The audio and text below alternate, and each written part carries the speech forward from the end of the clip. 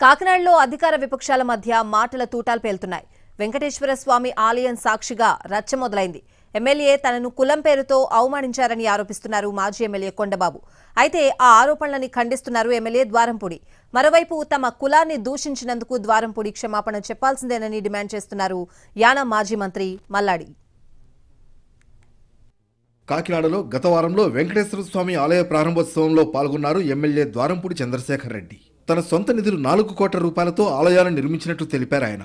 దీనిపై రచ్చ మొదలైంది. ఆలయ నిర్మాణానికి టీటీడీ నుంచి 2 కోట్ల రూపాయలు వచ్చాయని గతంలో ఎమ్మెల్యే ద్వారంపూడి స్వయంగా చెప్పారని గుర్తు చేశారు మాజీ ఎమ్మెల్యే కొండబాబు. ఇప్పుడు సొంత నిధులని ఎలా చెబుతున్నారని ప్రశ్నించారు.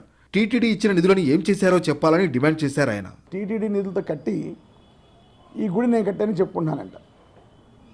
కొండబాబు ఒకటి తెలుసుకో, ఆ గుడి దగ్గరికి ఒకసారి చూడు. గుడి కట్టడానికి ఇప్పుడు 4 కోట్ల పైన అయింది నాకు. అది నా కుటుంబ సభ్యుల సహకారంతో నేను కట్టాను. ఆ గుడిని ఎవరి దగ్గర డొనేషన్లు తీసుకోలేదు. నీలాగా నువ్వు ఒక గుడి కడితే 1 కోటి రూపాయలు గుడి కడితే 10 కోట్లు వసూలు చేసే జాతి నీది, 10 కోట్లు వసూలు చేసే కుటుంబం నీది. కొండబాబు వ్యాఖ్యలపై ఎమ్మెల్యే ద్వారంపూడి స్పందించారు. ఆలయ నిర్మాణం పూర్తయిన తర్వాత టీటీడీ నుంచి నిధులు వచ్చాయన్నారు. 1 కోటి రూపాయలు అలాగే ఉన్నాయని తెలిపారు ఆయన. అక్కడితో ఊరుకోకుండా కొండబాబు జాతి 1 కోటి రూపాయలతో ఆలయం నిర్మిస్తే 10 కోట్ల రూపాయలు నొక్కేస్తారని విమర్శించారు. నేను మొదటగా 1 కోటి రూపాయలు గుడి కడితే 10 కోట్ల రూపాయలు చేసే వసూలు చేసే జాతి నీది అని వెంటనే రెక్టిఫై చేసుకుని, 1 కోటి రూపాయలు గుడి కడితే 10 కోట్ల రూపాయలు వసూలు చేసే కుటుంబం నీది అని నేను రెక్టిఫై చేసుకుని వెంటనే చెప్పాను.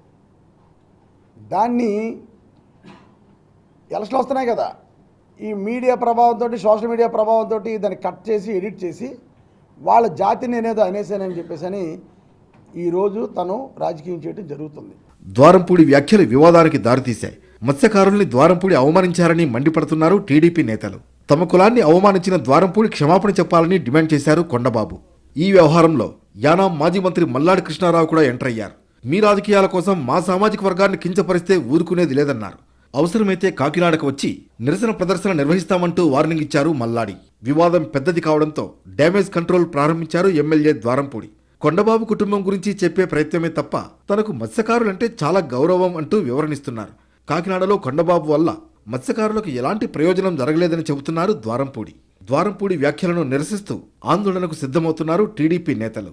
మల్లాడి కృష్ణారావు కూడా కాకినాడలోకి ఎంటర్ అయ్యే ప్రయత్నంలో ఉన్నారు.